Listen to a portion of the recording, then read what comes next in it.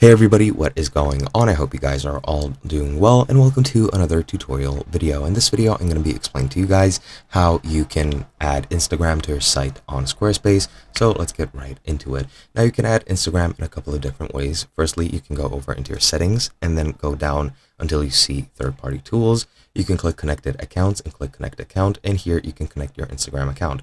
Just click that and it's going to ask you to log in, which I'm not going to do. And you can show your social icon if you want. I'll just disconnect it because I don't want to connect it to my account, and that is one way. The other way, you can go into extensions and search for some extensions that will implement Instagram functionalities here. You can also go into marketing and select and set up Metapixel and ads, since Instagram is in the pixel sort of family, or the banner of pixel.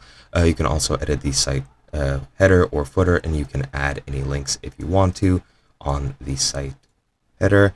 You can also add different buttons here if you wanted to. You can add elements over here, and you can add your social links, and as you can see, Instagram shows up, so you can set that up as well.